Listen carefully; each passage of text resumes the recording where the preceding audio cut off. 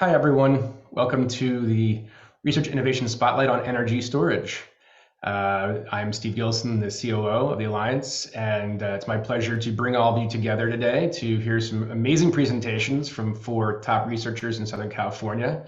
And really the objective here is to connect you all so that this research can receive either collaboration, sponsored research, see the light of day, and help these breakthroughs get into the real world. And that's part of what we do at the Alliance, is really just try to connect all the pieces together in an innovation ecosystem to allow really innovations to make a big impact in the world.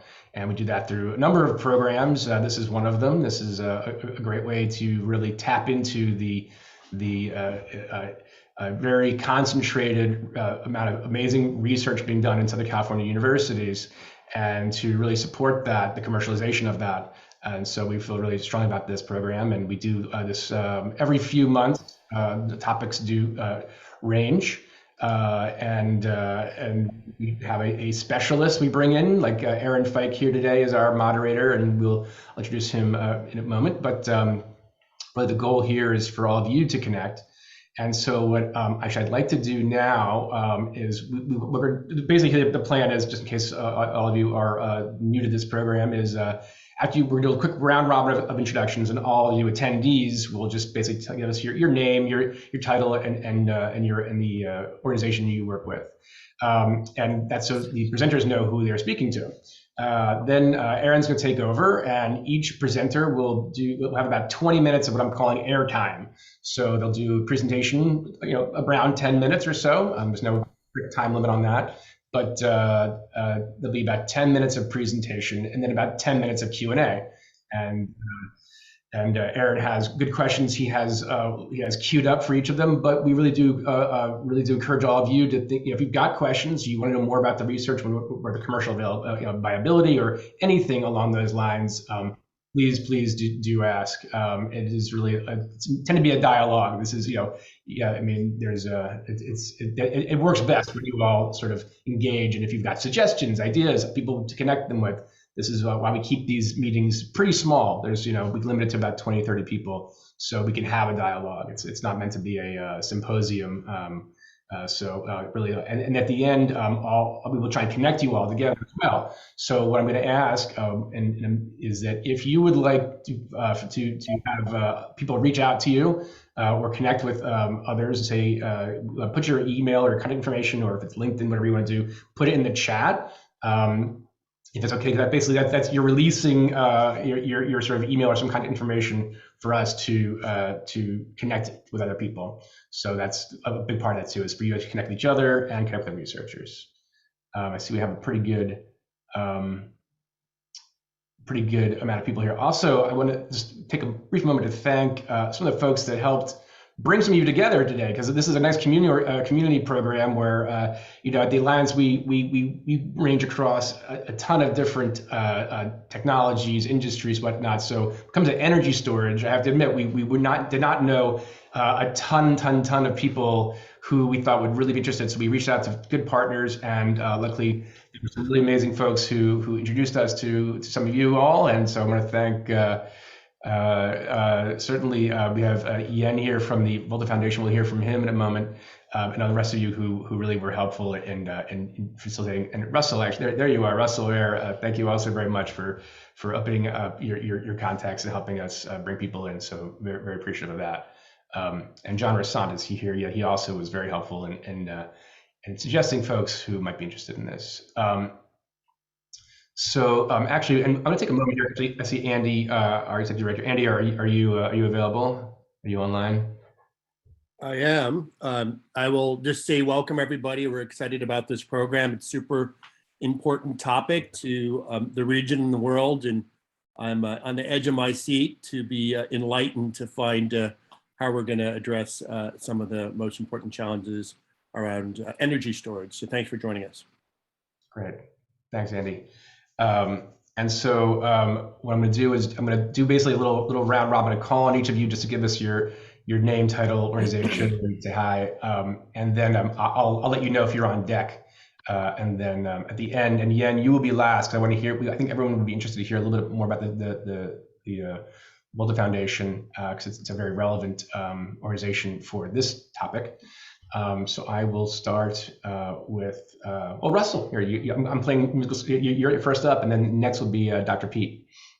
Sure. Hi, everyone. Russell Baer. I'm working on a few things, including bidirectional charging and EV fleet management software, but today I'm representing as Director of Business Development for Regional, which is a battery diagnostics company.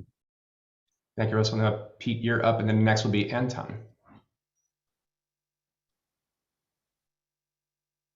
Hi, Pete. So we can't hear you, actually. I think maybe the mic might be, you're not on. Sorry, my keyboard mic was done. I'm muted. But yeah, Pete Kushabe, Army Research Laboratory, and I have someone working on photocatalysis at UC Riverside in Chris Bardine's group. So looking forward to this.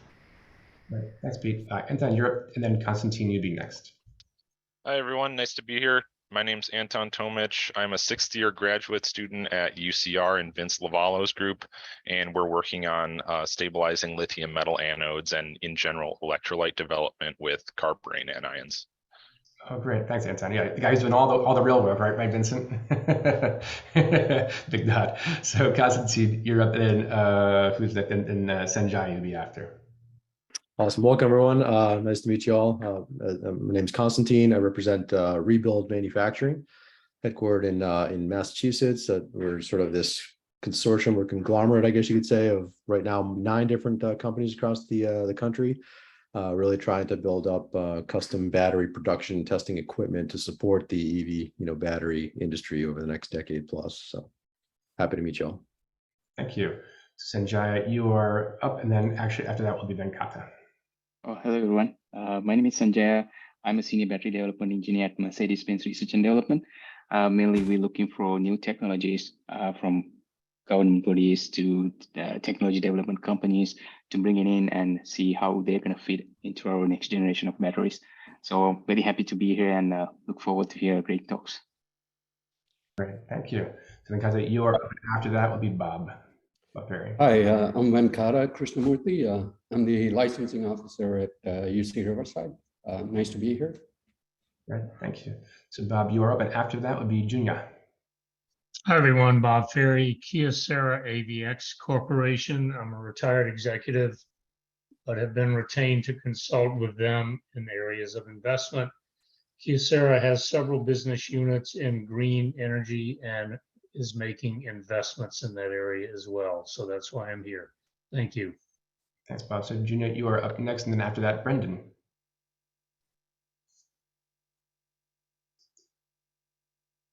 Oh, Junya. Yeah. Sorry, my name is Junya. So,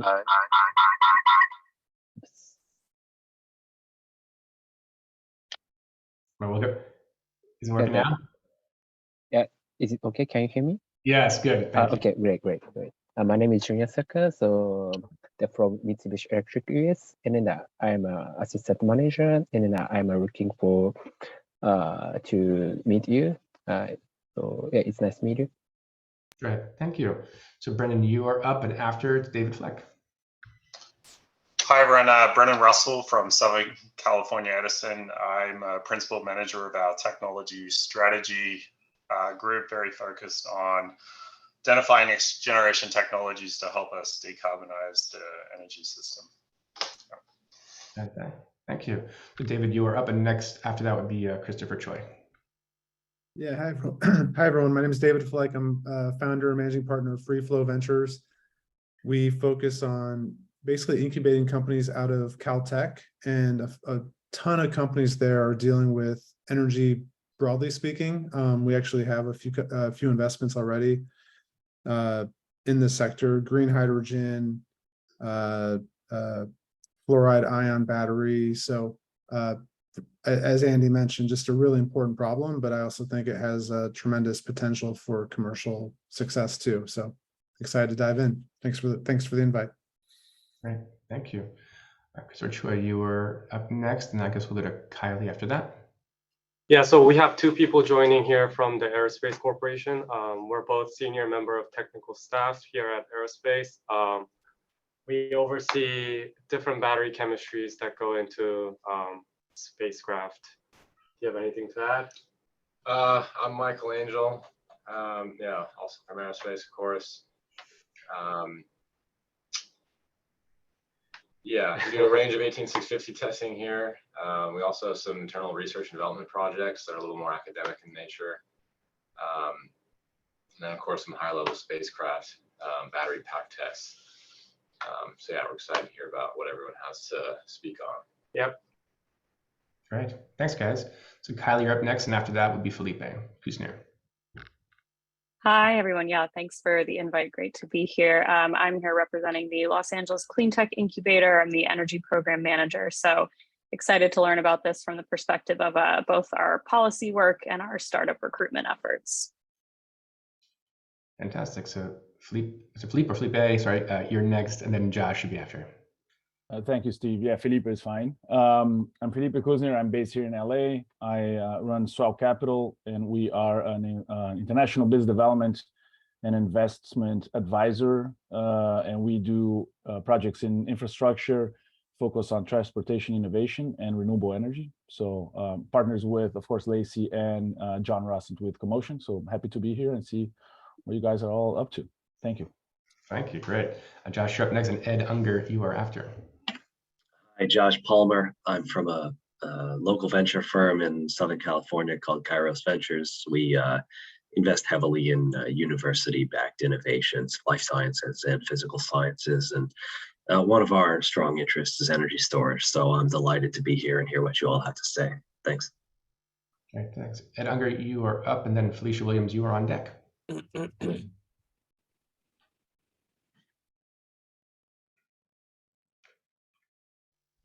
Ed Unger, or maybe he's just stepped away from it. So Felicia Williams, you are on. And then Jim Lano, you'll be next. Hello, Councilmember Felicia Williams from the city of Pasadena, just trying to work on advancing our clean energy goals. And I know this is a key way to get there. So hopefully learn more so we can create the policies that support this industry and also support our transition to clean energy. Thanks. Oh, fantastic. Welcome. Hi, Jim, you are up, and then after Mark Davidson. Morning, everyone. My name is Jim Yano. I'm the Associate Director for Corporate Strategic Partnerships within the Office of Technology Partnerships at UC Riverside. Good morning. Good to be with you. Thanks, Jim. Mark, you are up, and after Dave Whalen. Good morning. Mark Davidson, NASA Jet Propulsion Laboratory. I'm the Center Technology Transfer Lead in the Space Tech Office and also the SBIR STTR program. Great. Dave Whalen, you are up, and then Matt M., you are on deck. Yes, I'm David Whalen. I'm the Executive Vice President and Chief Scientist for Cubic, and a physicist who's been tracking energy systems ever since my early days at DARPA back in the 90s. Great, thank you. Matt M., you are up, and then Simone, you are on deck. Thanks, Steve. Yeah, Matthew Melling. I'm the technology lead for the British government's technology team. Here in Los Angeles, I work supporting connecting US and UK companies and educational institutions with R&D, commercialization centers, testing infrastructure, and policy engagement. Thanks for having me. You're welcome. Great to be here. And who is on deck? Oh, yeah, Simone, you are up. If you are available. Welcome back to Simone.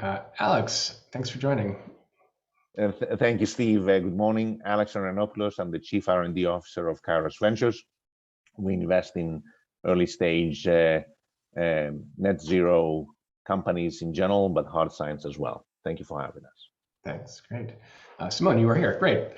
Please introduce yourself. And if Ed Unger, if you are back, you'll be on deck after Simone. Oh, Simone, you're still on mute. There you go. Hey, I'm at Edison International, the parent company of Southern California Edison, working on our growth and innovation team. We look at new technologies and business models emerging in the industry outside of Edison that it could impact our strategy. All right. Thank you. And let's see, Ed Unger, are you back on mic? Okay. And I do see someone called Zoom user, but I don't know. Just skip ahead. All right. Well, thanks for everybody for being here. And now I'm going to introduce or have, I guess, Yen introduce himself and what the Volta Foundation is all about. Thanks, Steve. Hey, folks. I'm Yen. I'm the executive director at the Volta Foundation, which is a trade association of battery companies globally. I'll take about 2 minutes just to quickly go over the resources that we have. For the folks here, we have a ton of valuable resources for academics, industry people, and also for our friends in who are VCs. So I'll just quickly go over these. Okay, so like I mentioned, we're the Volta Foundation. We host a large number of in-person and virtual events and publications. And one of the virtual events that we host is an event called the Battery Brunch. I think many of you guys have been there already. So this is a monthly conference of 500 to 1,000 battery professionals. That's a virtual event. We also have a report that we generate annually called the Battery Report. This is a 130-page deep dive into every aspect about the battery ecosystem. This is open access, so everyone can access this report. So this is by far the most read report that covered the battery industry, 100,000 downloads globally from people from more than 100 different countries. Yeah, so this is it, just a quick introduction about the Volta Foundation. We're 20,000 members globally, individuals. We host events and publications. This is a wonderful team, about 20 of us behind running the Volta Foundation. And this is the list of our member companies that financially support us. So good to meet everybody. Look forward to the presentations. Great. Thank you very much. So now, I think I'm back with you. Hello? Sorry? I'm Ed Unger. Oh, hey, Ed. I think the problem might be we got two microphones going. I'm the technical advisor with HMTD.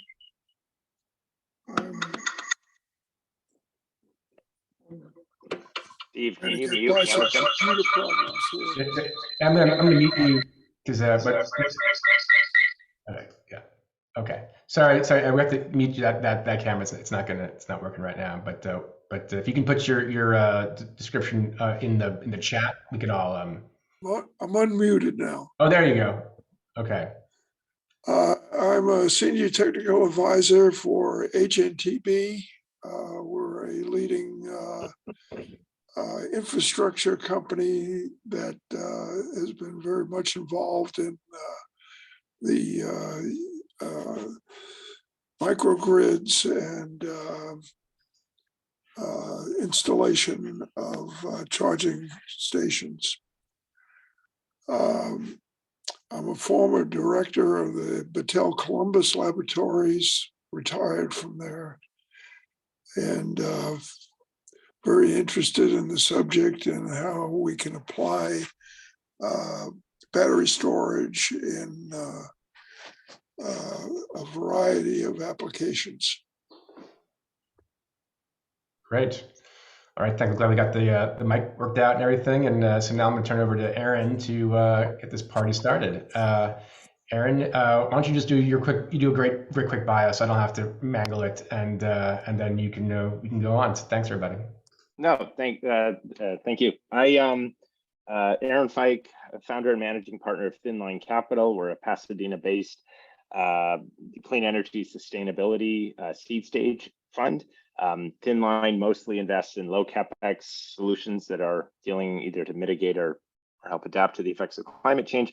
One of the companies I've invested in, for example, that is likely known by some of the members of the group here, is a company called Voltaic, which does data analytics for battery quality throughout the supply chain.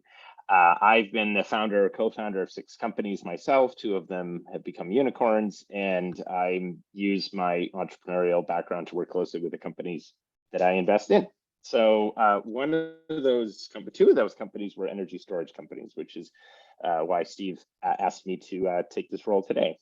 Steve, do you want me to just get things started? Excellent. Okay, so Travis Williams, Dr. Williams from USC, is first on my list. I'd like to turn it over to you then, and to talk about some of the work you're doing, and then we can have a short Q&A after that. Howdy. You can hear me okay? Sounds good. Fine business. So thanks, Aaron, for including me in the panel today. Give me just a second to figure out how to use my Zoomicator and maybe put some slides up. Hopefully you can see that. See here. Okay. Looks good. Okay, great. I'm still struggling on my side with the pointer. Okay, there we are. Fantastic. So as Aaron says, I'm coming from USC. I'm a chemist. I'm also involved in a clean tech startup called Catapower Inc. And I'll talk a little bit about that company. I'd like to declare the conflict of interest. This is neither an offer to sell nor a solicitation to buy any security today. I'd like to begin the conversation with a sort of a statement of problem. So in California, there are 45 retail hydrogen vehicle filling stations for light vehicles in the United States. Of 45, three are not in California, and 42 are in California. However, if you were to drive something like a Toyota Mirai from LA to San Francisco, you would not want to run out of gas north of Bakersfield. And that's that green dot right under the L in California. We're producing natural gas in Bakersfield so they can crack it and make gray hydrogen, and you can fill up in Bakersfield. But once you get north of Kern County, there's a gap in the California hydrogen highway until you get up to the northern parts of the state. The Department of Energy, through the Office of Energy Efficiency and Renewable Energy, is looking to address these holes, first in California and then throughout the nation, by using liquid organic hydrogen carriers to recharge some sort of a small molecule into a liquid form at a place where energy is plentiful, or a time when energy is plentiful, transport it to a hydrogen filling station, and then release it on demand from the liquid carrier. I'll give you a couple of notes on the economics of this. So here's one of these filling stations. I believe this one is in Burbank. They're based substantially on compression tanks and cryogenic technologies. The truck that delivers hydrogen to fill that station by law has to be insulated by 2 inches of stainless steel because of the embrittlement problem. That's very expensive to deliver the hydrogen, and some cities such as Paramount, we'll talk about that later, won't even permit that truck to drive on city streets, which is a limit of our ability to distribute hydrogen even in the metro areas. Again, a liquid carrier looks pretty appealing for this application. The retail price at that station, according to the California Fuel Cell Partnership, is anywhere from $13 to $17 per kilo of hydrogen that's compressed. The bulk price of that hydrogen on the open market, which is falling over time, is just north of $1.50 a kilo. The balance of that cost is retail distribution and compression. In fact, the EERE would tell you that for light vehicle filling, at best, 50% of the cost of the hydrogen comes from the cost of compressing it. We'd like to get into this space. I study homogeneous catalysis, and we were looking at the problem of decarbonizing the energy sector, and we chose to start by thinking about methods to chemically reduce CO2 to hydrogenate it down and make liquid fuels. I was an inorganic postdoc with John Burkaw at Caltech, and one of the sayings we had in the Burkaw group is, if you can't do the reaction you want to do in the forward sense, do it in the backward sense, and then tell everybody it's reversible.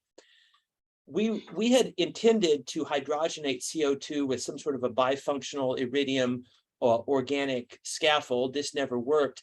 When we tried the reverse reaction, take formic acid, the first hydrogenation product of CO2, and then go back to CO2, this relatively innocent looking iridium-1 precursor shown at the right turned out to be the most prolific formic acid dehydrogenation catalyst that anybody had ever seen.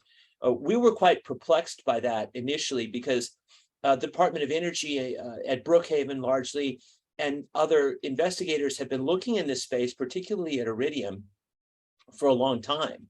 and hadn't found anything that could work with neat formic acid, which we do routinely, works through millions of turnovers without loss of reactivity, or is perfectly selective against CO formation.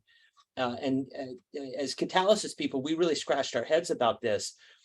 But motivated by the potential value of that technology, we were able to secure a sizable award from the EERE to develop this, both its fundamental chemistry, understand why the system is unique, and its practical application, try to build a prototype that would fill that need for light vehicle filling in the North Central Valley. So I'm going to tell you a little bit about how that's coming. As chemists, we thrive in molecular complexity. And we were delighted by the experience that awaited us when we tried to figure out why this seemingly innocent precursor was so much more reactive than others much like it. And it turned out to be a very complicated story through which we have worked, involving 2 catalytic cycles, one initial carboxylated cycle, then upon heating, the catalyst converts to another carbonylated cycle. And we realized, because when we tried to replicate this mechanistic manifold with very similar relatives to one, none of these events took place. And so we were able to sort of assure ourselves that we weren't fooling ourselves. We had discovered a form of molecular complexity of catalysis that had not been seen before. And that, I think, is sort of the origin of the insight that started the story. We found an insight that hadn't been known, and I like to tell my DOE Highmark colleagues that this was like we were the blind squirrel that found this acorn. As we tried to scale it, we've now reduced this to practice in automation in a prototype hydrogen generation station at USC. You could probably fill a forklift or a golf cart with this apparatus at its current scale. It's a 600 mil reactor capable of continuous processing of many liters of formic acid to form liters of hydrogen gas at ambient conditions. What's unique about this reaction and this reactor is that formic acid dehydrogenation is largely entropy driven, so it will pressurize itself. So we have engineered this reactor to work up to 2250 psi. You get that pressurization free of charge from the thermochemistry of the reaction, thus eliminating about half of the compression cost for standard light vehicle filling. So the chemical carrier, it both offers a convenience that you can transport it and put it where hydrogen isn't conveniently available. And then it offers a great cost advantage, which is that you don't have to pay so much for compression because the entropy of this reaction is going to drive it to deliver that free of charge. Here's a particular representative data set over a week, and we only ran it during the day because we didn't want to have it going when we couldn't supervise, but day after day after day, this catalyst system, this reactor, will continuously deliver a high pressure hydrogen delivery through many liters or several liters of formic acid, several liters of hydrogen gas at a reasonable throughput. And this particular example, we operated at 1400 psi, which is the first example that someone has driven this reaction continuously at any kind of pressure. So we're really excited about that and interested to see what we can do in the entrepreneurial space to try to capitalize on our ability to pressurize. Along those lines, we took some NSF I-Corps money a few years ago. We went driving around the California Central Valley, talking to farmers about portable energy, agrochemical needs, trying to figure out, well, if we tried to build this in Fresno or in Stockton, what would be the impact? What would our customers be? What would they need? What would be the price point? And we found more and more stories about the need for agrochemicals and large market fertilizers than we found regarding energy. And that kind of stuck in the back of my head for a long time, and quite recently linked back up with this story. Anyhow, returning to the hydrogen story, as we continue to optimize this, there's a fundamental limitation in formic acid, which is for every one CO2 byproduct, you get only one equivalent of hydrogen. This could be improved if you were to use aqueous methanol, where you could get 3 equivalents of hydrogen for every 1 CO2 byproduct. This would improve the weight content of the fuel from 4% to 12%. However, you run into a thermochemistry problem. The entropy of methanol is less favorable, as is the enthalpy. And this reaction is not spontaneous at the operating pressures and temperature of the reactor. So we reasoned, well, if formic acid is so well thermodynamically driven, is there a way that you can link these two reactions mechanistically and leverage our insight into the complexity of how this works, use the proton from formic acid to make methanol dehydrogenation thermochemically feasible? We've realized that recently, now exceeding 5.5, 6 weight % hydrogen in a formic acid methanol blend. That's a kind of a nice technical achievement, although not transformative. What's most interesting to me about that is you've shown that this can work on an alcohol, which is a much more difficult to access hydrogen carrier. And with that observation, this now linked back to our agrochemical story. So for example, if you go from methanol to ethanol, the 1 carbon to the 2 carbon alcohol, ethanol, as we know, is produced at scale in the Midwest for biofuels purposes.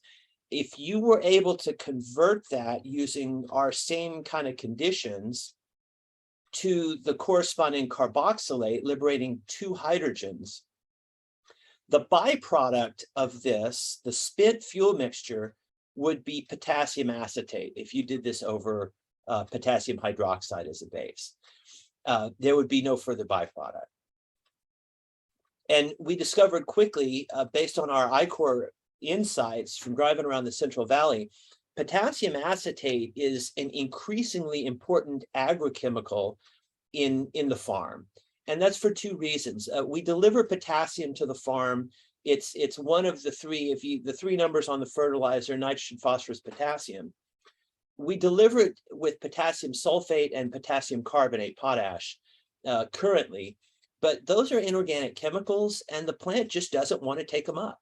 So somewhat recent work out of Texas A&M, out of the agricultural community, has showed that if you deliver an organic salt like potassium acetate, the plant uptake is significantly higher. Moreover, the acetate itself feeds soil microbia and supports balanced nitrogen conversion and balanced pH in the soil, which is also very important for the productivity of the farm.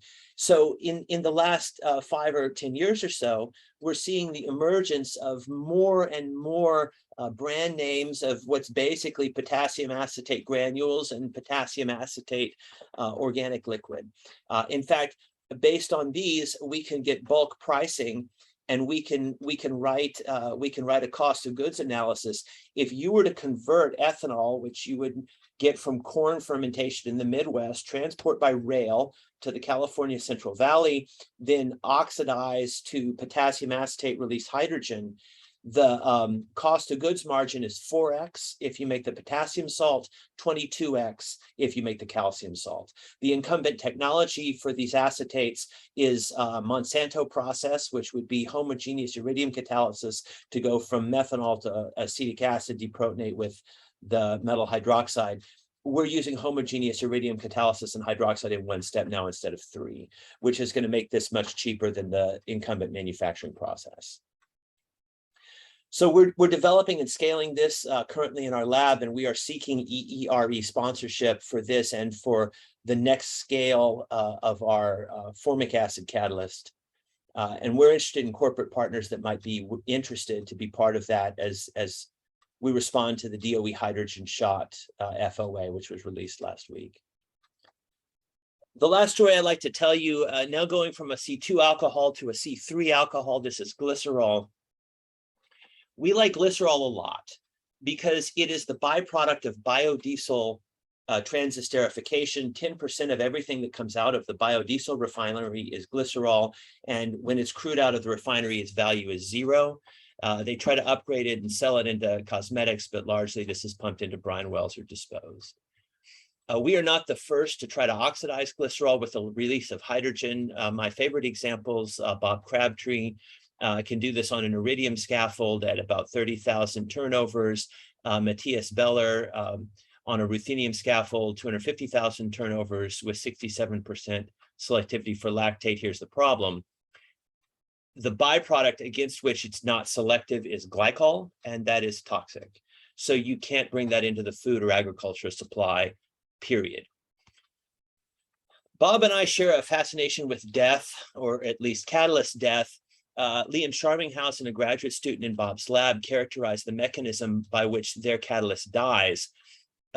Aaron didn't tell you in the introduction that I used to be a high school math teacher. I learned 3 things by being a high school math teacher. Number 1, I don't want to be a high school math teacher. And number 2, I learned how to count. Bob's catalyst has 2 of these carbene ligands on it, and when it dies, it has 3. I am willing to bet that somewhere there's an iridium monocarbene species that we're not seeing. Third thing I learned as a high school math teacher is it's the one you can't see in the back of the classroom who's causing all the trouble. So I'm willing to bet that the active catalyst here is an iridium monocarbene. Based on that hypothesis, we modified our original formic acid catalyst now to be a carbene, buttressed it to the metal with this pendant pyridine moiety, which then prevents the ligand exchange, which I propose to be killing Bob's catalyst. Under these conditions, we can realize millions of turnovers in industrially acceptable yields and conditions. And with that discovery, this technology left the lab. We incorporated a company, Catapower. These are the principals. Yao Lu was the student in my group who discovered this technology. Mike Giardello, you might know that name. He was the founder of Materia, which he recently sold the last pieces of.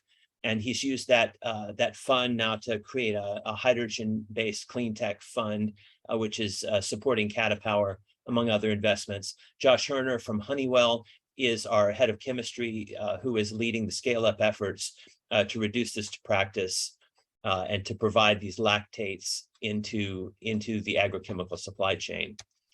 Lactates do a lot of things. So glycerol falls out of biodiesel.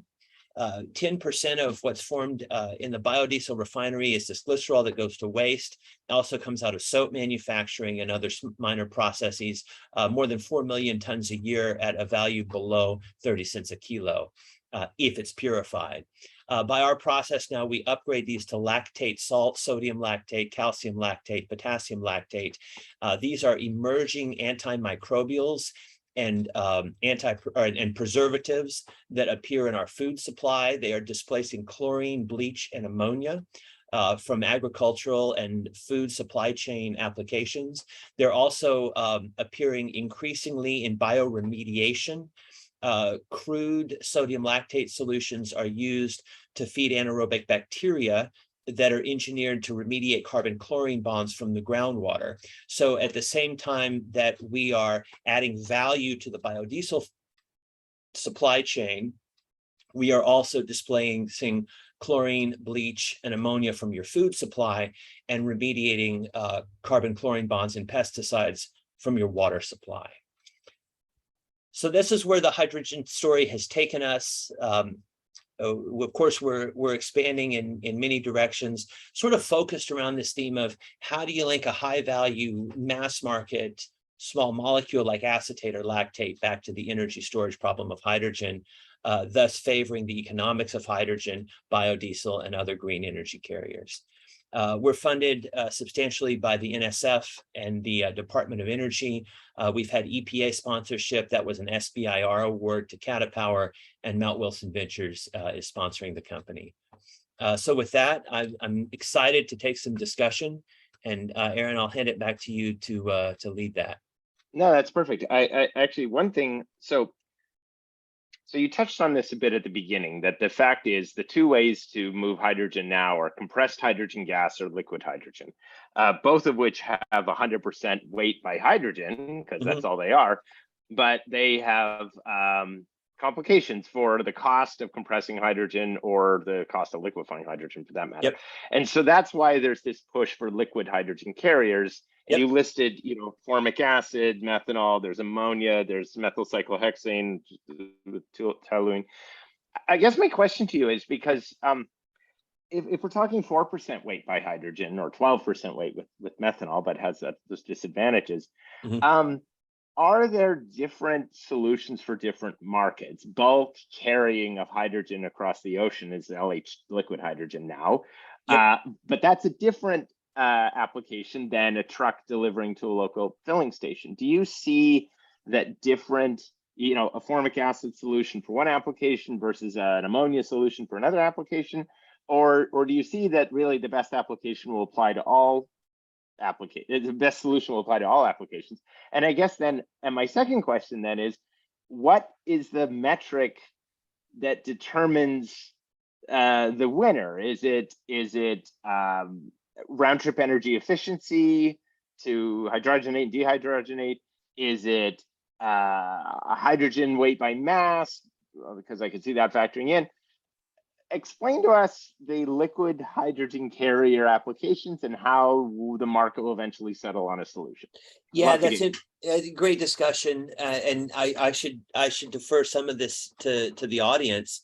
My bias is that what's going to prevail is if you can write a non-subsidized revenue positive business model, period, right? And whether you can find the customer that's going to buy it. So this is why I've become more focused on, wait a second, what's the dehydrogenated byproduct and how much value can you create there, right? The DOE in this hydrogen at scale solicitation that we got last week has come out and said that for light vehicle filling, it's probably going to be compressed or cryogenic hydrogen, and that's it. And so they're soliciting for use cases. And why is that? By the way, I like, because they're both complicated, but is it that 100% of hydrogen, is it just the cost of carrying 12% hydrogen around and 88% stuff you didn't want, although you made some interesting points of the ag sector of being able to use that. Is that what drives things? Like I never understood. I think it's cost and technology. Okay. I mean, if our catalytic technology really does what we say it does, that removes an important barrier, right? Which is, it removes a lot of cost of compression, and it removes the problem of the safety and practicality of releasing hydrogen on demand. You mentioned methyl cyclohexane toluene pair, hydrogenious, I believe it is demonstrating that in Europe and beginning in the United States. It's a heterogeneous platinum catalyst that mediates the both reactions. The cost of compression and heating to get that done makes it such that that can't operate without a subsidy in the US or the EU, as I understand it. This is what sort of driven me to look at agrochemicals, and the more we look, the more we find you kind of got to co-locate this with the hydrogen need. Whilst DOE is still motivated by this light vehicle transportation problem, we're thinking more and more about fine chemicals. We think, I think that when we reduce to practice, the acetate chemistry is probably going to be co-located with the Haber process, so that we're making ammonia and acetate at the same plant, and we're probably selling ammonium acetate, and we're probably selling it to the same customer, which is the farm. Right. And now we just cut off the hydrogen supply for that Haber-Bosch reactor, and thus obviated the cost and safety issues of delivering hydrogen. One of the most shocking things we learned in ICOR was we visited World Energy has a renewable diesel refinery down in the city of Paramount, that's just north of Long Beach.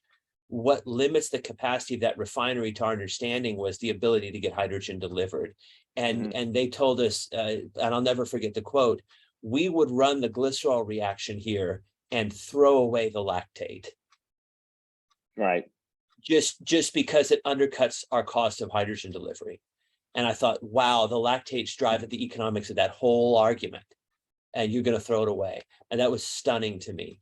And so that made me think really hard about, well, how much value can you pack into how much molecular simplicity? What's the smallest molecule you can get away with, where you could readily liberate hydrogen and still be very revenue positive? So I just want everyone to understand this, and this is coming from a guy who started his career doing fuel cells. The criticism of the hydrogen economy generally focuses around one topic, which is the delivery of the hydrogen. For electric vehicles, nobody asks where the delivery of the electricity is coming from because we've got an electricity grid. Whereas hydrogen, through standard pipelines, there's something called hydrogen embrittlement. The hydrogen will work its way into the metal lattice and make the pipe brittle, which is a safety failure. And so a solution from either liquefying hydrogen down to 20 Kelvin or compressing hydrogen to several thousand PSI is this idea of a liquid hydrogen carrier, putting the hydrogen in a different chemical, which is a liquid at a nice temperature. The downside is it's not all hydrogen, and so the economics of shipping this material around. And then this is what hydrogenation and dehydrogenation refers to, is putting the hydrogen in the carrier, shipping it somewhere, and then bringing it on the other side. And I think what's really interesting is the economics of this can get really exciting if you can pair that with other applications. So the chemicals coming out on the other side, they themselves have value. So anyway, That's right. That's going to be my summary of what you talked about, Dr. Williams. Yeah, no, that's exactly it. So we're trying to link lactates with biodiesel and then produce hydrogen as well. We're trying to link ethanol with farming and then produce hydrogen as well. No, that's exactly it. And when we turn around and we tell Josh and Alex that we want to invest in Catapower, we don't even talk about the hydrogen. We talk about the urgent need for lactates. Right. And the fact that Mike is involved with you guys is really great. So he's a big friend of mine. He's a firecracker. Yeah. So I'll turn it up. Thank you for that. I think we should move on to our next speaker. Yeah. Yes. Okay. Sorry, you're timekeeper, Steve, but I was just looking at the clock. So that was good. You're right. No, that was good. Okay. So Vincent, so Dr. Lavallo is from UC Riverside, and I'd like to turn it to you to hear about the work that you guys are doing. Thank you. Let me get my slides up. Can everyone see my slides? Yes. Okay. So I'm like Travis, who I know pretty well. I'm a synthetic chemist. So what I do is I make things. And so for people who aren't that familiar with chemistry, I didn't put very much chemistry in this talk. There's some, not much though. So I make new novel compositions of matter. Traditionally, I worked on catalysis. I still do stuff with catalysis that Travis is familiar with. But I also, about 8 years ago, got interested in using some of the unique things I know how to do that nobody else knows how to do really, to go into the battery space and team up with different engineers and try to do something more practical actually and applicable. Juchen, who you're going to hear from later, Juchen Go, who's going to give a talk, he's a close collaborator of mine at UCR, so it's fun that he's here also. So these projects I'm going to talk about directly involve him, most of them. And Anton, my grad student, is the one doing most of the actual stuff in the lab. So as a chemist, I've never made a battery. I've never done any electrochemical experiment with my own hands. That's what Anton does. But I understand the chemistry well. And with batteries, there really isn't a whole lot of chemists that are in the battery space, like really good synthetic chemists that know how to make new materials. And I've learned that over the last 8 years. And so yeah, we're good at making things. I'll show you what we can do. So let me see slideshow. One sec. I'm looking for my slideshow bar, but I can't get it. So I'm just going to switch slides like this. For some reason, I can't access the. All right.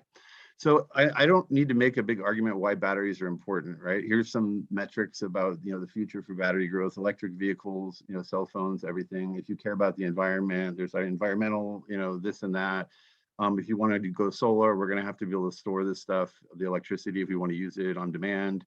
And there's a lot of interest in this, and I've become very interested in it. So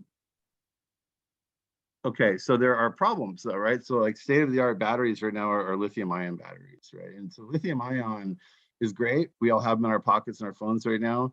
But in the future, we're going to have to do better, right? And so how can we do better? Well, we're going to have to find more energy-dense materials, right? And so this little picture here shows how a battery works. On the left, there's the anode. That's where that gives up electrons when you discharge the battery, and then they're supposed to go through a wire ideally, and then go to the cathode side and get stored over there. And then when you charge the battery, they come from the cathode, the electrons, and go back and forth when you charge and discharge. What's the thing in the middle, the electrolyte? That's really important, right? Because you need to balance the charges when you're moving electrons around. And so, you know, ideally what you want in a battery is to have an electrolyte just be a charge carrier, right? And that's its only function. The problem is in all batteries that are known, they aren't really just spectators. There's all kinds of bad chemical reactions that happen.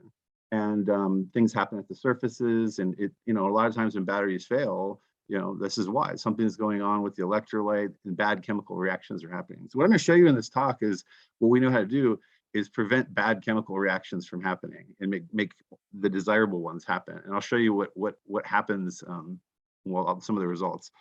So ideally, if you look at the bottom, you know, lithium graphite, these are like the theoretical capacity. This is 372 milliamp hours per gram. Silicon, it would be something people are interested in. You could use that is a lot more energy dense, but it has problems with, you know, its expansion. It's just a cycling life of the batteries. It can expand, it can crack and do that. Lithium metal is the best possible, you know, substance for energy density. You can't beat it. It's the lightest element that you're going to be able to do electrochemistry with, moving electrons around.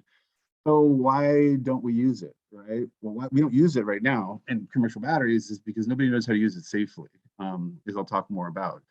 And, you know, problems, right, with lithium batteries, and that's listed on the right here, right? What happens with these lithium-ion batteries? Well, they catch on fire a lot of times, right? You certainly don't want that to happen in a plane, right? You don't want it to happen in the car.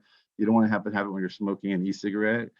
People actually get hurt from them exploding when they're vaping and other things like that, right? So there's a safety concern with these things. And one of the reasons they're not safe is because they use organic solvents also, organic solvents, and these things are flammable. And so the electrolyte, the lithium, it's a salt, it's an ionic compound, it's dissolved in something, usually a carbonate. And if the battery starts to fail for some reason, and that catches on fire, you're gonna have problems, right? You're gonna have these explosions and this and that. So that's kind of what I just said is kind of summarized in the bottom of this slide with the red line through it. So these flammable solvents, right? So maybe we can, you know, get rid of those. A lot of people are interested in getting rid of flammable solvents. Several ways you can do it. A lot of people are looking at solid state electrolytes. We are also, I'm not going to talk too much about that today, but there are other things you can use. Like, so for example, what about an ionic liquid? So what's an ionic liquid? Well, an ionic liquid is like something like table salt. Imagine everybody knows what that is. That's an ionic compound. It's a salt. Most salts are crystalline and solid like that, but not all. Occasionally, they can be liquids without an added solvent. And some people certainly have looked at ionic liquids for battery chemistry. But actually all of the known ionic liquids have a lot of problems with them. And these are highlighted on the right. They're corrosive, they're poorly conductive, they're almost always electrochemically not very stable. And that's important. Electrochemical stability leads to less side reactions, right? You don't want bad reactions to happen. They're often like complex mixtures. And so one thing we were really excited about is we've developed a new family of ionic liquids that we have IP for. So this little thing on the right, that's like a chemistry picture. And so the kind of compounds I'm probably the world's expert at is making things like this. And they're called Carboranes. And they're like collections of boron and carbon. And they have extreme chemical stability and extreme electrochemical stability. Actually, they're the most electrochemically stable molecules that exist. I'll show you in a second. And then so, you know, there's existing lithium-ion electrolytes, solution-based. Again, they're flammable. I mean, they're you know, it's complicated BMS required. Competing ionic liquids. These are imidazolium-based. They're called, and again, they're poorly conductive, not very stable, corrosive. And the stuff we know how to make, not flammable at all, as I'll show you. It's not corrosive, and it's totally electrochemically stable at the electrodes. It doesn't decompose at all. And it's also a single component, which is kind of important from a, you know, a simplicity perspective. I'm not going to get into too much to chemistry. I'm happy to talk chemistry with anybody who wants to talk about chemistry after the conference. So that thing on the right is a kind of one of our compositions. And so if you look at the slide here, look at the top right here. This is a video that Anton took. This is our ionic liquid, right? And you're putting a torch to it, and it is absolutely not flammable, right? So this is just the pure ionic liquid. There's no added solvent to it, and it doesn't burn. It's a borohydride, actually. So borohydrides, if you don't know, these are almost always, actually in every case, flammable. This one, I don't know why it's not flammable, to be honest with you. The picture on the right in the bottom, that's what happens when you put a borohydride and you put a flame on it normally. It combusts, it makes a green flame that indicates the presence of boron. These graphs are, Hey, Vincent, one quick question. I just want to make sure we're not using flammability as a shorthand. If this were in a completely oxygen-free environment, would that lithium, like we say combustion, I just want to confirm that this is actually, combustion as in is what I think of with due to oxygen, or if this is a self oxidizing reaction. It's the boron hydrogen bonds are combusting with oxygen. Okay, with oxygen. So that wouldn't happen in an oxygen-free environment. Not that that's a solution, but I just want to be sure. Yeah, but once you puncture a cell, you have air. You have air, right? Exactly. Unless you're in a vacuum in space, right? Yeah, gotcha. Yeah. So they always have a fire when these things fail, right? So you can't get around it. It breaks open and it touches the air, which it will when it heats. Then it's going to blow up. And there you go. Okay. So again, physical properties. This is a liquid, amazingly, down to minus 50 degrees, 57 degrees Celsius. So that opens up, possibilities of using it in space, even, and also in cars at low temperatures in the winter and this and that. The little graph on the bottom left, this is just showing that we can reversibly plate lithium and strip it, which means you're charging and discharging. You have to be able to move the lithium ions around, and it shows we can do that with pretty good efficiency. And then let me go to the next slide. But what about stability? Okay, so every single known compound of lithium electrolytes, if you take a piece of lithium metal and you stick a lithium metal, a foil or whatever, into an electrolyte, what's going to happen, if you see the picture on the bottom left, that's what's going to happen. It's going to start chemically reacting at the surface. It's going to get pitted. It's going to get messed up. That's what the irregular shapes are on and that's from electron microscopy, the picture. The picture at the top, right, is what happens when you take lithium metal and you soak it for a month or whatever in our electrolyte, and then you go take and then you wash it off and you go take an electron micrograph of it. Nothing happens to it. It's completely compatible. Doesn't chemically decompose. We can prove this via a variety of ways, XPS and other ways. We collaborate with Bill Goddard at Caltech. He's a good friend of mine. I've collaborated with on a number of projects. And so there's these crazy pictures of chemicals. What that is a lithium surface. And we went to him trying to understand why this actually doesn't, decompose. It turns out it doesn't.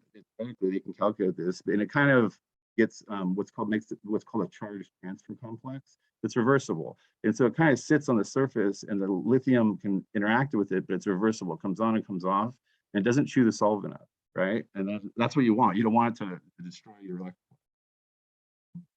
And then let's see. Now this is really exciting here. So the other problem with lithium metal batteries, right? Why they're unsafe is because of this. If you've heard this, people call it the dendrite problem, right? And so what's the dendrite problem? And so this little cartoon here, I stole off the internet an hour ago, shows you that this is what happens. If you use lithium metal, right, and not lithium graphite like in your cell phone, what rapidly starts to happen in almost every case, pretty much, people don't really know how to stop this, is you start to grow like these little spikes or crystals on the surface of the lithium anode when you start charging it, when you're depositing lithium metal. And so then what happens is the little spike comes over. You see how the picture on the left, and there's a little red dot. Once it touches the positive electrode, you have thermal runaway, and the thing gets really hot and it fails, and it can explode, right? So that's a huge problem. That's why we don't use lithium metal in batteries yet. And these are images of what a normal deposited lithium with a normal electrolyte people use, like everybody on the planet except for us. This is what their micrographs look like. You see all these like whiskers and irregular shapes, and that's dendrite formation, or mossy lithium is another term, or a different kind of it. Now, what happens when you shut down chemical reactions and you do this with something that plays nice with lithium? This is what happens. So this is what our deposition of our lithium anodes looks like. We get pretty much pristine two-dimensional deposition with no formation of dendrites. This is over time. So if you look at it, it looks it's pretty flat compared to those whiskery looking things I just showed you. And then as it grows, it makes these little kind of plates and plateaus, and it kind of flattens out at 4 minutes, and then you can see 6 minutes it's flattening out, and it starts stacking. But it's growing in a flat fashion with absolutely no dendrites or mossy lithium. That is not possible any other way. And so our hypothesis is, and this isn't published yet, but our hypothesis is is that maybe, lithium, the reason people are having all these problems is simply just because they're using electrolytes that react with the lithium. Whenever you have stuff happen on the surface, you get all these bad reactions happening, you get bumps, pits, and valleys, and it messes up the deposition. That's one hypothesis. The other one is that our electrolyte's special, and then the way it interacts with the surface is it's actually templating the lithium and helping it grow. And I don't know the answer to that right now, but this clearly is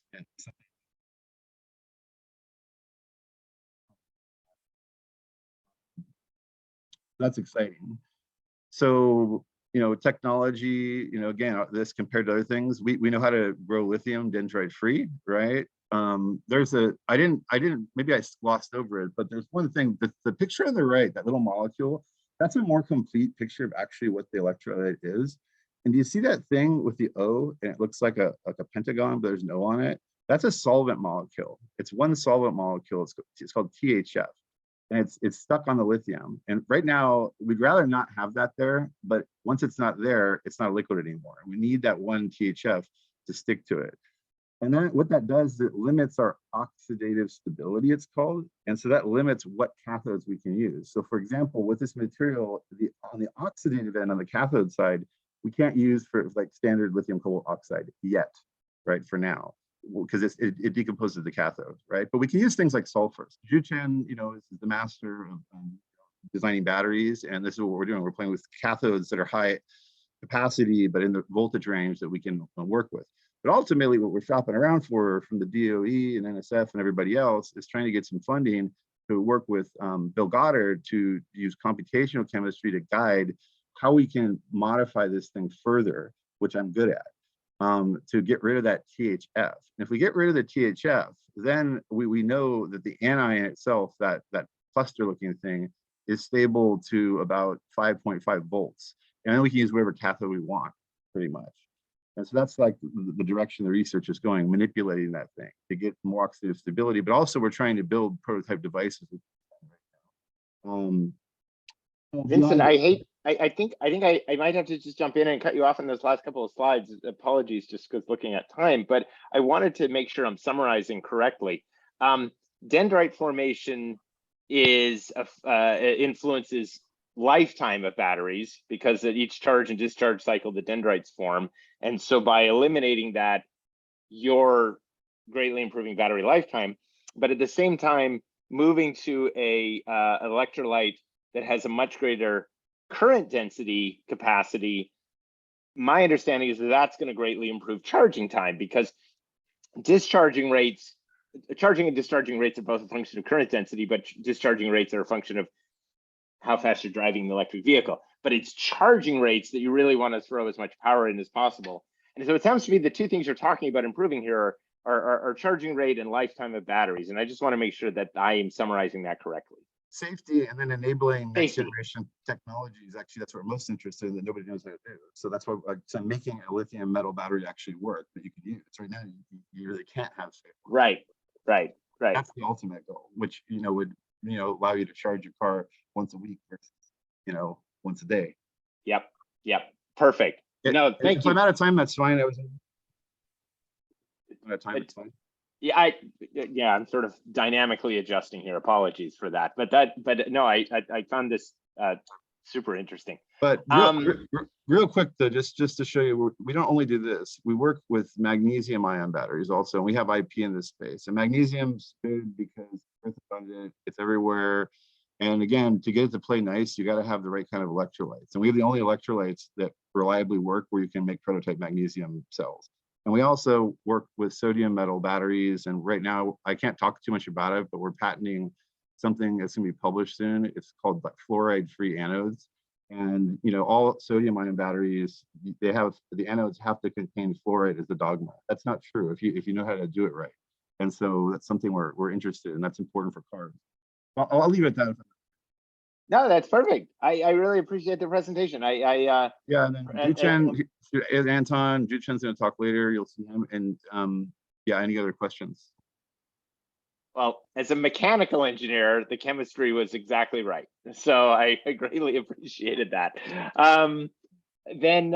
Thank you so much. I would like to now, I guess, turn the stage over to Holland Shin. Dr. Shin is from UC Irvine, and Vincent, thank you so much. That was really great. And can you? I think you have to stop sharing your screen, and then he'll be able to take over. Yeah, I'm trying to figure it out. Yeah.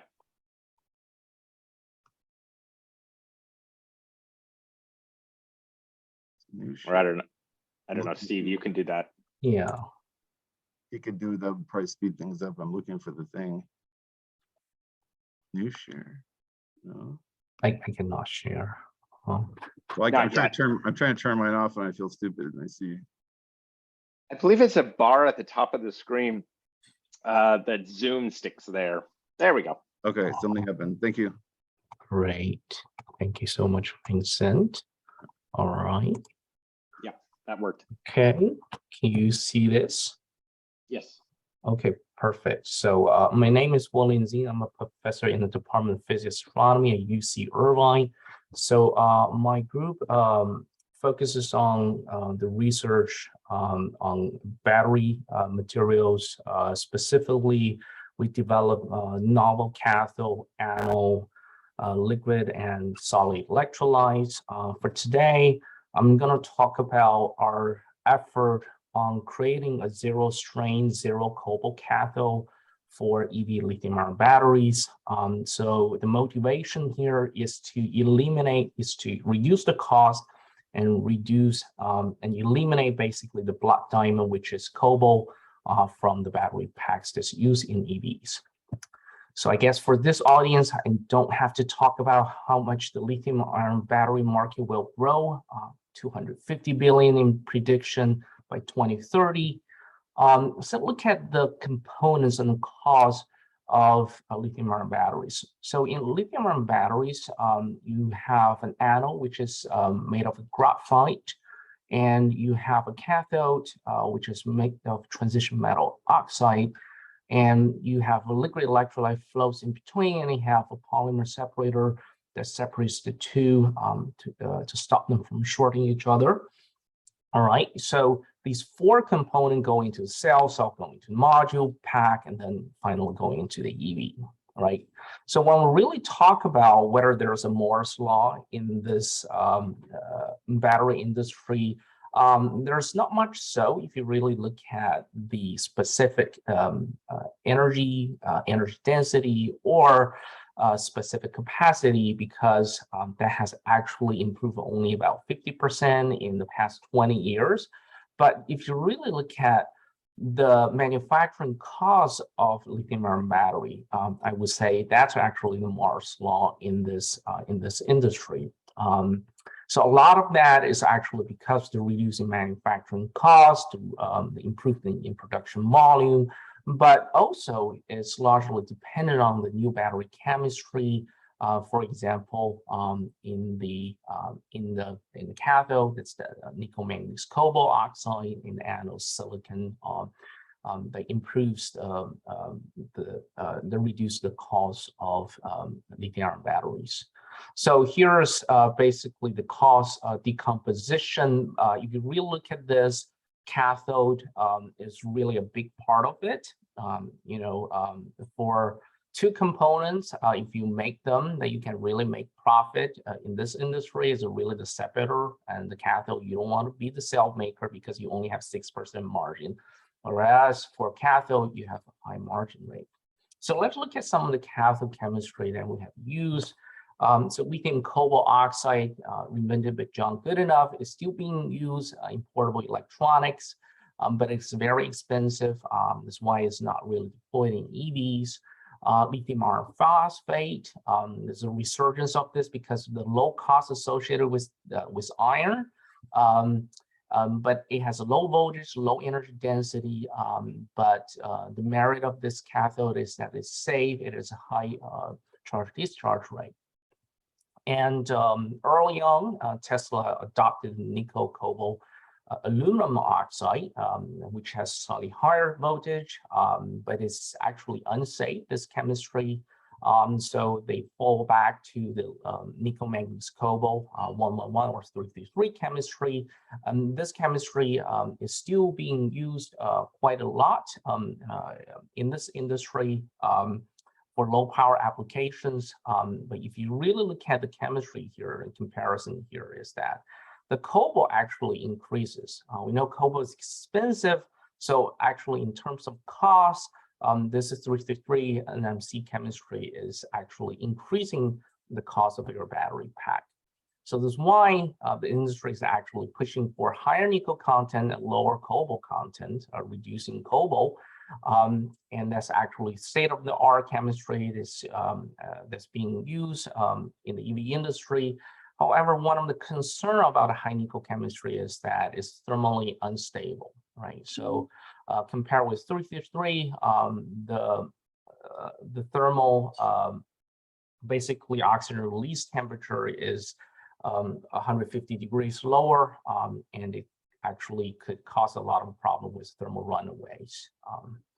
So one of the things about cobalt that I said, cobalt is the blood diamond in the industry. And you probably hear a lot from Elon Musk about displacing cobalt in his battery packs. So what's the pressing need here really is, if you look at the cobalt price, it has went up tremendously. So now it's $80,000 per ton of this metal. And it's almost considered a precious metal now. It's really expensive, so it increases the cost of your battery pack. So the other thing is social impact, right? So humanitarian concerns. Cobalt is almost single source from the Republic of Congo because cobalt is so highly demanded. So over there, use child labor to mine this mineral. So this was discovered by a couple of investigative news reporters back in 2015. And this is still the issue now that's significantly linked to the use of cobalt. So you can imagine that if someone runs a social campaign against one of the EV companies because they use cobalt in their cars, that could cause their stock price to actually plummet. Right. So here are some of the prediction that that everyone, the people have predicted where the market share of the different chemistry will be. What we can see is in 2022, so the high nickel, low cobalt, which is NMC811 chemistry, will actually capture more than 40% of the lithium-ion battery market. So it is really important to actually reduce cobalt for a very reason I talked about. So the thing is, why we haven't gone to the place where cobalt is zero? It's basically go to zero cobalt content. So why is zero essential to lithium-ion battery cathode? So there's a legacy in lithium, cobalt oxide, and NMC chemistries there that we're just stuck with this formulation. You always rely on cobalt. And there are fundamental reasons is that only nickel, manganese, cobalt can be used as the major constituent cations in the lithium-based layer compound, because other transition metals will actually intermix with lithium. And once it does that up to a certain threshold, above a certain threshold, it will reduce the capacity of your cathode material. And other things to be considered is cobalt improve the thermal stability, right? It actually makes your cathode more safer. It improves the conductivity. That means for high rate applications, it has advantages, right? So this is where my group went in. We have created a chemomechanically robust electrodes and to enable a zero strain and zero cobalt layer chemistry. And in this chemistry, we have no cobalt in this cathode material, and it has 80% of the nickel. So one of the really important physical properties that during the whole charge discharge of this material, it doesn't have any volumetric change. So the volumetric change is less than 0.3%, and is considered a zero strain. And this is really important for the stability of the cathode material. And particularly when you talk about solid state batteries, This is really the chemistry everyone will want to use, because in there, everything is solid. You don't want things to breathe and have volumetric change. And in terms of thermal stability, this is really our US drive members, particularly GM, cares about. Everyone goes high nickel, but as you can see, the thermal stability drops as you go to higher nickel content. Whereas our UCI Gen 2 chemistry, although we have 80% nickel, our thermal stability is 100 degrees Celsius better than A11, is almost comparable to 532, which is considered a very safe cathode chemistry in this industry. We can deliver very high capacity, very high energy density, and very high first cycle Coulomb efficiency. Typically, with an NMC cathode, you can't deliver first cycle Coulomb efficiency better than 90%. We show we can go up to 94%. Our discharge capacity at C/10 is 212 at room temperature. And at the cathode level, the energy density 800 watt-hour per kilo. So all of these are considered high energy density cathode for high power applications. So here's the validation of our cell in a single layer pouch cell with a graphite secondary electrode. So this is almost close to TRL6 validation. And we show that capacity retention is 95% after 500 cycles. So this cathode material is really stable by itself. And also it actually has the less of a dissolution problem. So it actually makes your graphite anode work better. So so we actually like the cell runs longer than 500 cycles, and its projected cycle life of this our cathode materials is longer 250 cycles. All right. So just talk a little bit of advantage of our UCI Gen 2 cathode chemistry. So we have novel doping strategy, and it is cobalt-free, which yields the following benefits compared with the state of the art. It's longer battery cell life, approximately 40%, lower cost, approximately 50% better thermal and physical stability. The thermal stability is really some of the conventional conservative EV manufacturers like GM that they care about, and also eliminate humanitarian crisis associated with cobalt mining and less environmental impact. So, so our technology is patented. It's a materials patent. It's not a processing patent. So we cover a large composition space, and it also covers the next generation lithium-rich chemistry as well. So I want to end my talk by showing this slide. Is really the raw materials cost advantages of our UCI Gen 2 chemistry. So here I list pretty much all the cathode chemistries being used, and it's plotted as dollar per kilo. So this is state of the art A11. This is our N80 winning chemistry, and we have actually created the new winning chemistry is N50. And in that case, we really can reduce the raw materials cost by almost 50%.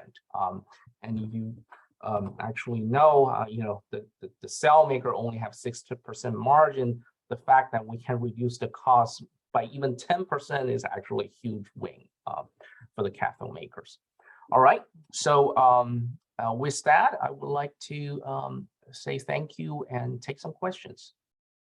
So I have one that I'm really interested in, and this might be slightly outside of your field into geopolitics rather than chemistry, but back in 2005, 2006, 2007, there was a silicon processing shortage, which prevented the decline in the fall of PV panels. And so something like 110 different venture-backed companies sprouted out that were concentrating photovoltaic companies, concentrating the solar in an attempt to use less silicon. But when it ended up happening, of course, because the silicon price was high because of the shortage, that encouraged investment into building a bunch of silicon processing facilities, which caused the silicon price to fall, which caused the explosion in solar, but just using standard PV panels and concentrating photovoltaic went to the wayside.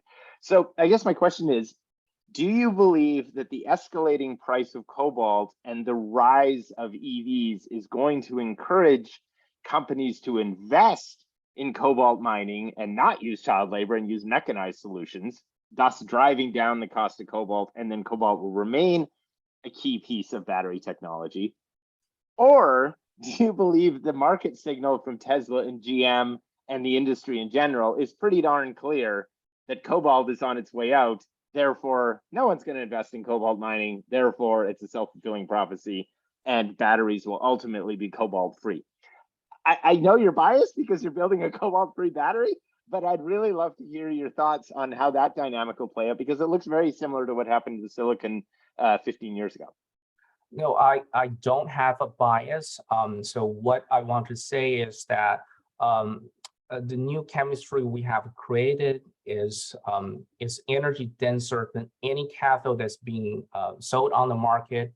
It cycles much longer than any cathode on the market. Has a thermal stability that's basically desired, for example, by GM, some of the more conservative EV companies. That's the basically the in terms of performance, the selling point of the cathode we are making, regardless of what elements we actually put into take out that. So the only thing I can tell you is that if you really think about 100 billion car industry, that will 80% that by 20 years will all be EVs, right? Yeah. So and the sourcing of any of these minerals will become a problem until recycling really kick in and really can recycle more than 95% of all the battery cathode and anode material that has been used. So with that said, it's really important to actually look at other cathode chemistries that can actually have flexibility in tuning the chemistry while maintaining the same performance, and basically pair that with the fact that with the prediction of the mineral prices going up and down. And that's what my take on this. Yeah, so the fact is cathode is the biggest single individual item in the cost stack. Yes. And you get those performance benefits, cost benefits, and everything else independent of the cobalt argument. So this isn't a cobalt or non-cobalt argument. This is not a cobalt. This is a zero strength, energy dense cathode. It's a cathode that doesn't breathe, doesn't have any volumetric change. So if the whole industry move into solid state batteries, they have to use my cathode. So I would get 80% of market share. And now I can displace 30% of market share. And if everyone moves into solid state, it's 80%. That's great. And that cobalt thing is still a very real benefit. It's still important. Still really important. Because cobalt is almost singly sourced, at 50% sourced from Republic of Congo. And it's unlike lithium and more reserves and you find everywhere. It's just cobalt. Unfortunately, it's not. It's only unevenly distributed. Yes, no, that makes sense. That's fantastic. Aaron, this is Sanjay. Are we okay with the time to ask maybe 1 or 2 questions? I think so, yeah. And then we have to, yes. Thank you so much. It's a great presentation. I have 2 questions. So how do you see the scaling up effort of this cathode? Can we use the existing production line, let's say, for example, CATL, or if you give them recipe, they can make it? Is that something totally different? That's my first question. And the second one is how the discharge capacity rates, discharge rates, because when you accelerate, especially cathode is more responsible for discharging part. So we are very interested in fast discharging, quick acceleration. I bet you have more data available, but I would like to get your insight on that. Thank you. Okay, so to answer the first questions, everything is the same as A11. So you can drop into any A11 manufacturing facility and BEM make my material. So we can basically outsource this to any manufacturing facility if we don't have capacity to manufacture them ourselves. For your second question is charge discharge rate of this material. So we're as good as A11. And so remember, this is TRL 5 level validation. So if you go to higher TRL, so we would have more time and the resources to actually improve the secondary particle morphology. The rate can get better. So at present, what we can say is as good as A11. So everything you know about A11, just and that rate capability can be is the same as our cathode. Okay, fantastic. Thank you so much. Thanks, everyone. Sure. Excellent. So it looks like we can go to 11:50. So we have just enough time to move to our last speaker of the day. So Aaron, before you go that, as John would say, we're still soliciting investors to do a pre-A round for this technology. Anyone here is interested, please contact me. Type your email and contact details into the chat so that everyone will have that. And thank you for that. That was really interesting. So Juchen Guo from Dr. Guo from UC Riverside is our final speaker of the morning. I will turn it over to you to share your screen. Sure. Thanks, Aaron.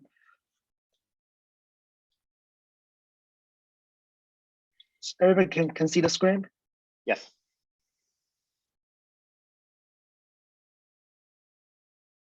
Okay, you can see the screen, you can see the presentation mode, right? Just to confirm. Yes. Okay. Yeah, hi, my name is Juchen Guo. I'm a professor in material science engineering, and also in chemical engineering in UC Riverside. So like Vince just mentioned, so we work together on lithium-ion batteries. Today, I just continue to talk about rechargeable lithium metal batteries, but I will have a focus a little bit on the challenge and solution at the interface. So very briefly, I think probably most of you already know how lithium-ion battery works. Actually, it's very important to let us understand why lithium metal is very important. So this is how lithium-ion battery, current lithium battery works, right? So we have a graphite negative electrode, and we have a lithium cobalt oxide, or like what he just said, lithium nickel manganese cobalt oxide cathode, right? So either way, you have a layered structure lithium transition metal oxide, and you have a layered structure graphite negative electrode. So how lithium battery works is basically lithium is going back and forth between this two layer structure. So this two layer structure just like a hotel, right? Just like a whole structure. So for example, during the charging process, right? So actually when the battery was freshly made, it is under the fully discharged state, right? So and the first thing you have to do is to charge the battery.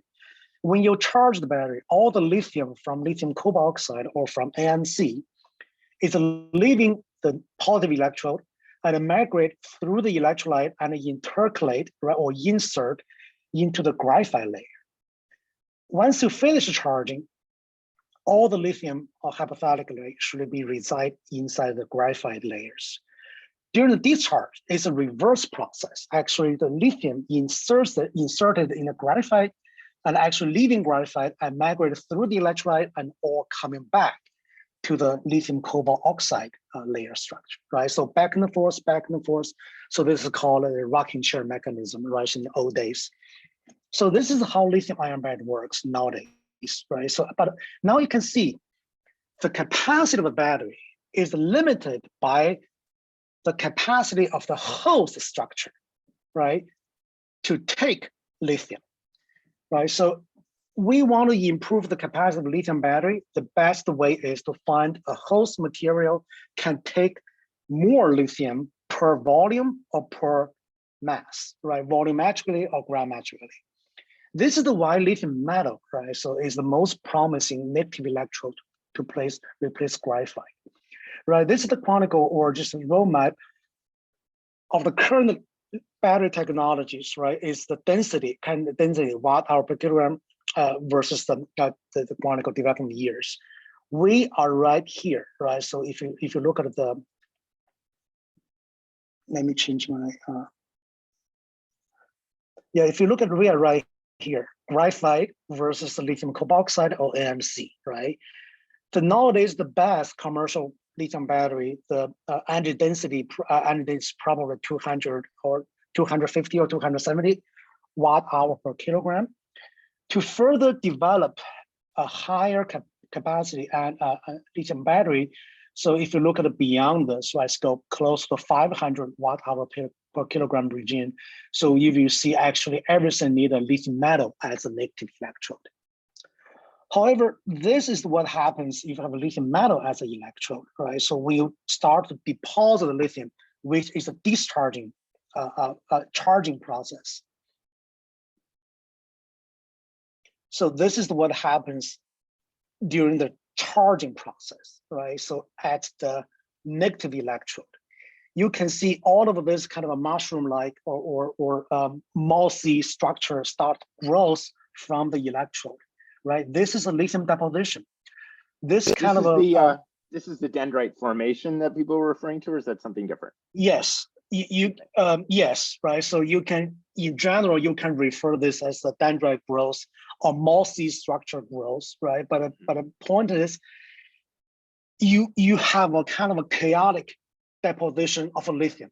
Unlike the lithium insertion into graphite, it's very uniform. But now, if you replace graphite with a lithium metal, you have a quite chaotic, uncontrollable interface. You have this dendrite or mossy structure lithium deposition.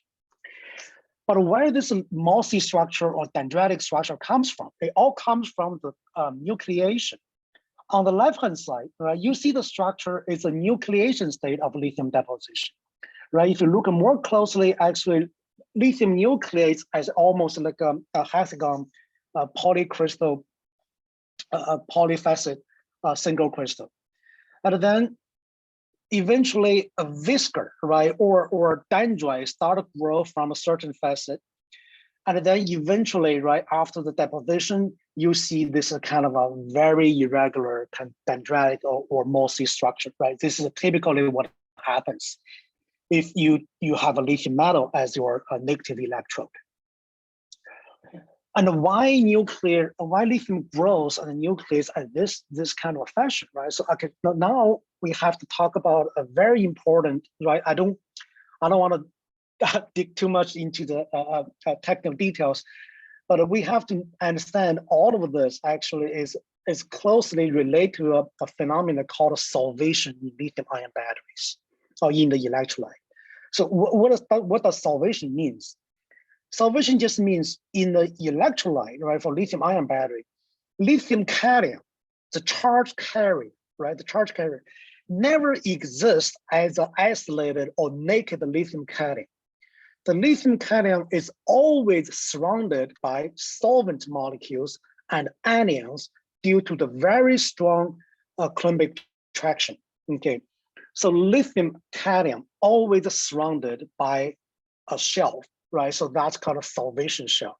The solvation shell is composed by solvent molecules and also the anions, right? So here I list a couple of very commonly known, commercially available anion structure. For example, this is PF6, right? This is the most common anion in today's lithium-ion battery, lithium PF6.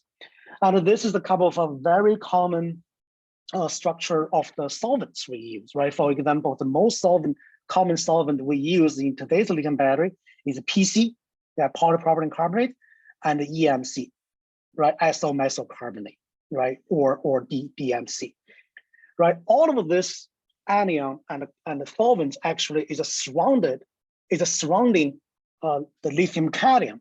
So when lithium deposit, right, actually not only lithium cation is involved in reaction, actually more definitely actually is all the solvation shell, right? So all the surrounding solvents and the anions also involved in the product in the reaction.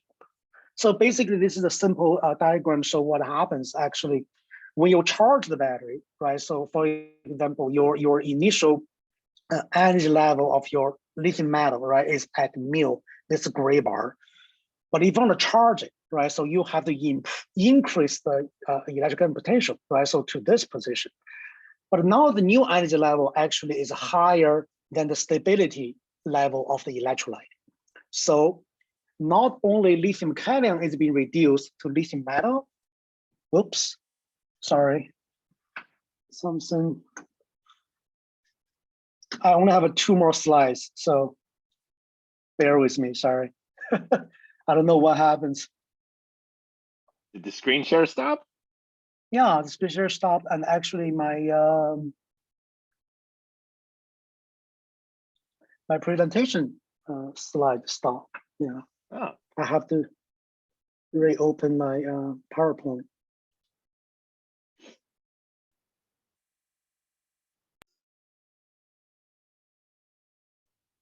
Do we take a question while that happens? Well, I have one. I just don't want to. Here we go.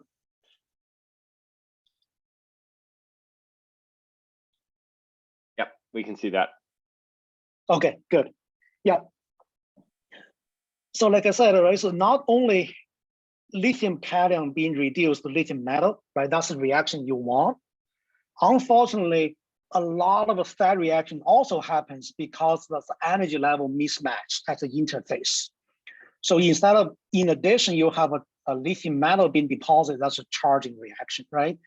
You also have some sad reaction, and because of reduction or decomposition of the solvation structure, which is the solvents and anion, then you have a lot of sad reactions, right? Produce lithium hydroxide, lithium carbonate, carbon dioxide, methane, all of this, okay? So what we do in my group, right? So actually we try to find physical ways of chemical ways to stabilize this interface, okay? One of the examples is, for example, here, right? So actually, like I said, right? So lithium PF6 is the most common solvent, right? We use, salt we use. So reaction 1 is the existing sad reaction in the electrolyte, right? So this reaction produces HF, and this anion, this is called a difluorophosphoric acid. This species, the acidic species, because it's the most devastating species to destabilize the interface. What we do is we using a common acid scavenger. This is the PF6, right, phosphorus oxide, and then we can react with the HF, and then eventually we will produce, as this green circle here, we produce a new type of anion. This new anion will also be part of the new solvation structure. And a decomposition of this new anion actually will produce a very stable, robust interface, right? So at the interface, actually, you can see this X-ray photoelectron spectroscopy here. This interface, the most benefit of the interface, they have a rich content of a fluoride and a phosphorus. Okay, so okay, as a demonstration, right? So actually, our lab, we make a real size pouch cell day in and day out, right? So this is the pouch cell we made in the lab. It's a lithium metal versus the AMC 622. So this is the half amp hour cell battery. This is about 4 layers, and we're using a very restrict conditions, right? So actually we're using silver 10 charging, silver 3 discharging. And this is under the lean condition, lean electrolyte condition. It's a 3 gram of electrolyte per amp hour capacity. Okay, you can see with this modified electrolyte, right? So the improvement is significant, right? So the gray is the one with a controlled commercial electrolyte, right? So the lithium metal battery degrade within 30 cycles. But if you're using the battery, using the electrolyte being modified, right, you can see we can maintain 95% of capacity even after 230 cycles. Okay, so yeah, basically I will stop here. So basically our approach is we need to understand and control the lithium-ion solvation, right, to produce a favorable ICI solid-state electrolyte interface to eliminate for the lithium metal batteries. Another direction we are looking at is called we try to produce a single ion conductor electrolyte or hybrid of polymer, ceramic, or glass, single ion conductor electrolyte. And of course, we are also looking at this improve the safety and the scalability of the new electrolytes. Yeah, so I will stop here and welcome any questions.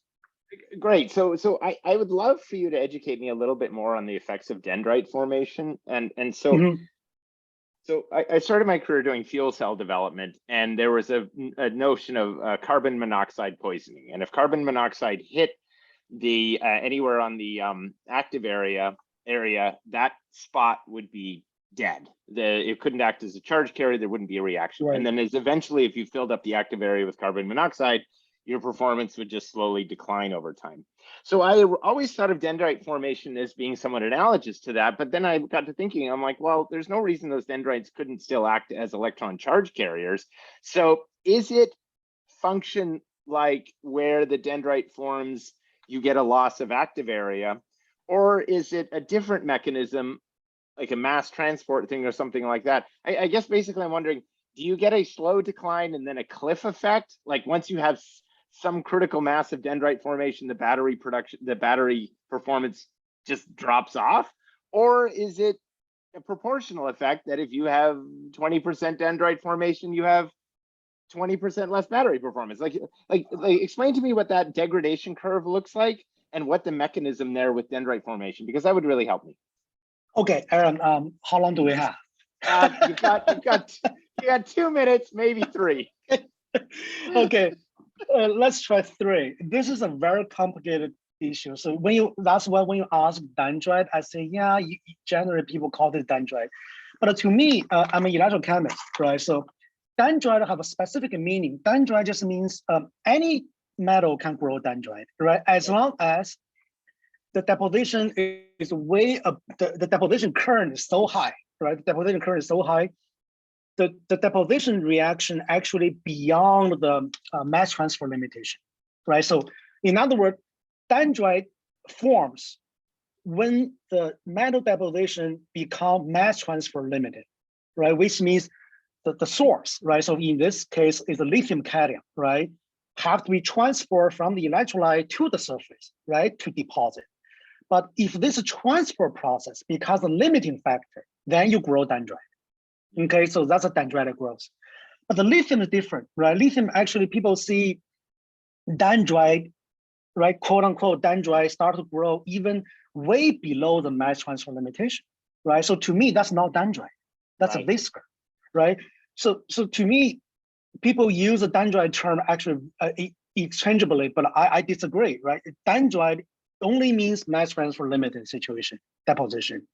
But the lithium can grow this kind of whisker, right? Just like the video I showed, right? Very chaotic structure, even very well under the limitation of mass transfer. Why? Because the SAD reaction, right? The SAD reaction actually, when the lithium deposit, the SAD reaction spontaneously form some solid interface on the surface of the lithium.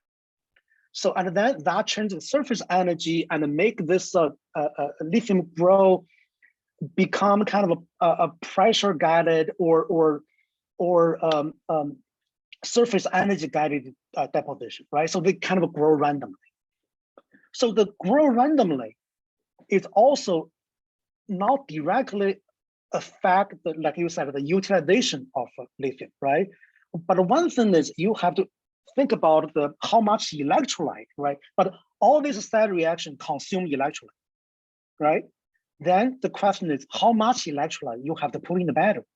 In the real battery, you can only put in a very limited amount of electrolyte. Why? Because you put in more electrolyte, the total energy gonna drop, right? Because the electrolyte does not provide any capacity. So with limited electrolyte input, the SAD reaction to form this dendritic structure or the mossy structure will consume the electrolyte very rapidly. That is the most common mechanism you see this capacity fading, right?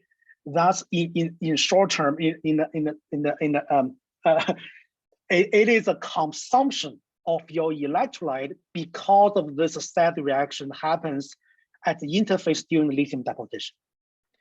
Not directly related to dendrite, because the dendrite consume your electrolyte very, very rapidly. So that's the efficiency problem, actually. Right. Yeah. Safety is a secondary concern, actually, right? People say the growth dendritic structure is not safe. Yes, I agree.